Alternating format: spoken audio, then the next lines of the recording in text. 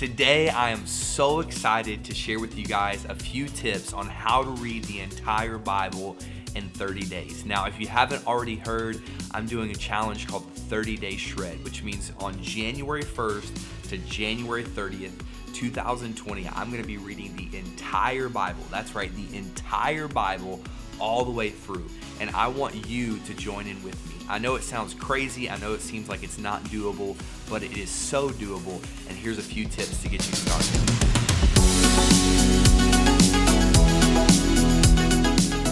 My first tip is make a plan. Now, I know that seems so simple. We've all heard the old saying that if you fail to plan, then you're planning to fail. But it's really true. You have to make a plan of how you're going to accomplish this reading. It's a lot of reading. I'm not going to lie to you. It's 2 to 3 hours of reading every day. You're reading the Bible, which is already hard to read a little bit. So you need to make a plan of how you're going to accomplish that.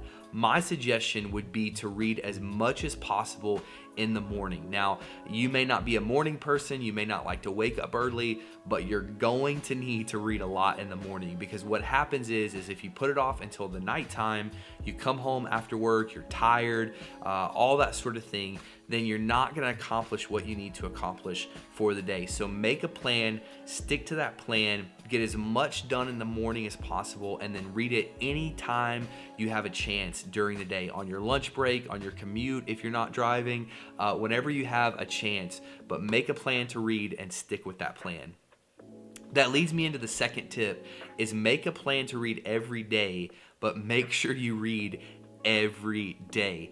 You cannot put this off, because if you skip one day, that's going to take your reading from 2 to 3 hours to 6 hours. That is too much reading. I don't think any of us would be able to do that. Then it's going to demoralize you. Then you're going to put off another day.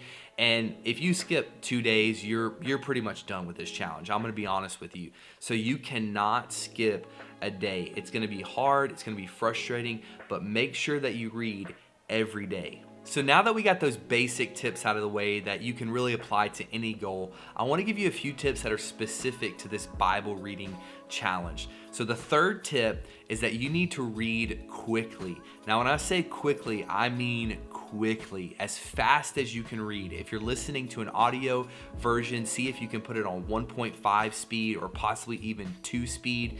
You need to read as fast as possible. And I know some people might take offense to this, or they might be upset with this, but you need to understand that this challenge is to see the big picture. You're not trying to find every word for word translation and find the hidden metaphor meaning.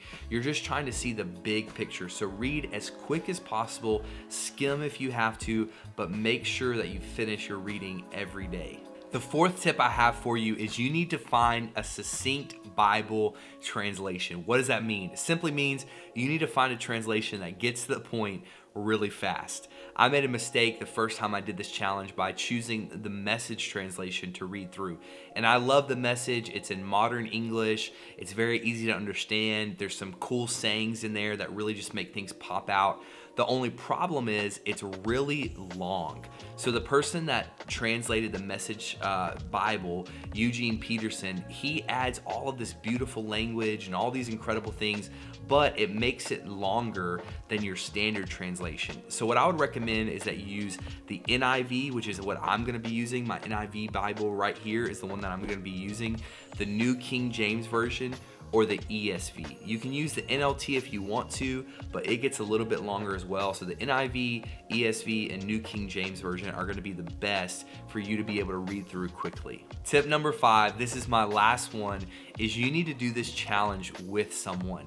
It's going to get hard. You're going to get tired of the reading. 30 days doesn't seem like a long time, but it's kind of a grind. So you need to find someone that can encourage you, that can challenge you, that you can stay accountable to, that you guys can do this together. You can discuss what you read. Maybe you can find things that you didn't see, but the other person saw. So find someone that will do this with you.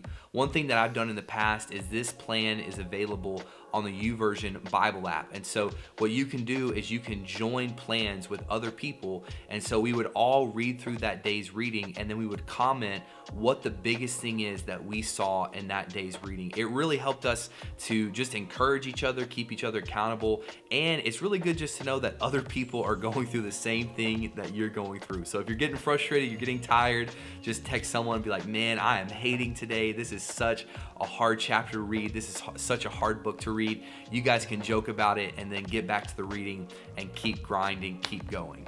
I'm so glad you watched this video, and I truly hope that you join in on this 30-day challenge. It's gonna set you up for an incredible year in 2020. If you are going to join in the challenge, will you comment on this video what translation of the Bible you're going to use? Maybe there's one that I haven't heard of before. It would really be cool to see what everyone's gonna use.